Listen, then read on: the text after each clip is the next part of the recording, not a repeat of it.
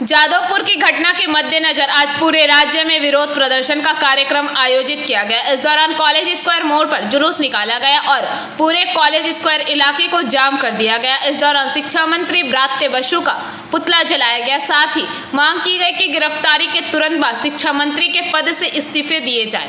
जिस तरह से पुलिस और तृणमूल के गुंडे प्रत्येक जिले में एसएफआई कार्यकर्ताओं पर हमला कर रहे हैं, उससे आंदोलन और तेज होगा। ক্রিমিনাল ব্রাত্যবসু তৈরি করা যে ক্রাইম সিন্ডিকেটগুলো, এই ক্রাইম সিন্ডিকেটগুলোকে দুর্মূল করতে হবে, ভাঙতে হবে। তার জন্য ইলেকশন দরকার।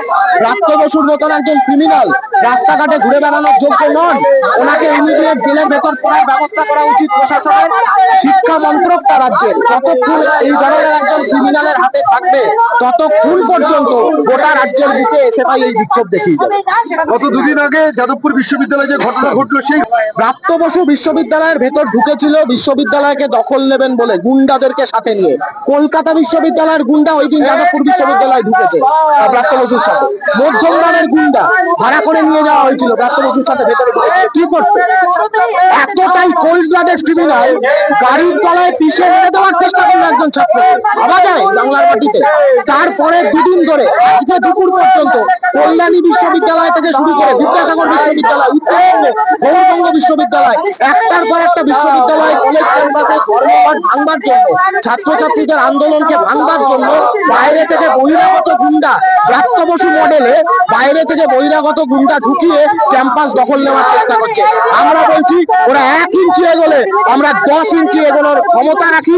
অ্যাটাক হলে কাউন্টার অ্যাটাক হয়। যে ছবি সেদিন দেখা গিয়েছিল, যে পড়ুয়া আহত হয়েছে শিক্ষামন্ত্রীর গাড়ির নিচে, বলা হচ্ছে সম্পূর্ণটাই মিথ্যে। যে ভিডিও সামনে এসছে সেটা মিথ্যে। যদি সেটা মিথ্যে হয় তাহলে ব্রাত্যবসু আজকে সকালবেলা সেই পড়ুয়ার বাবাকে ফোন করে কেন বললেন যে আমি তাহলে কার কথাটা ধরে নেবো? ব্রাত্যবসুর কথাটা ধরে নেবো নাকি ব্রাত্যবসুর দলের মুখপাত্ররা যে কথাগুলো বলছে সেইগুলো ধরে নেবো? নাকি তাহলে ধরে নেবো যে ব্রাত্যবসুর এক পা তৃণমূলে আছে আর এক পা বিজেপিতে বাড়িয়ে দিয়েছেন, অথবা তৃণমূলের অন্যান্য মুখপাত্ররা এক পা তৃণমূলে রেখেছি আর এক পা বিজেপিতে বাড়িয়ে দিল। এই বিক্ষোভ অবরোধ এখানেই বিশেষ কাজে গোটা রাজ্য জুড়ে আজকে সারাদিন এই বিক্ষোভ চলছে।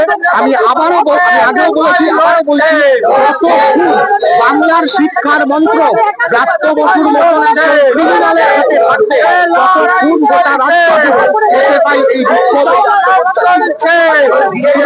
Bureau report PVTV news. नियमित अपडेट एवं दुनिया भर की ताज़ा खबरों के लिए हमारे फेसबुक पेज को फॉलो एवं यूट्यूब चैनल को सब्सक्राइब करें।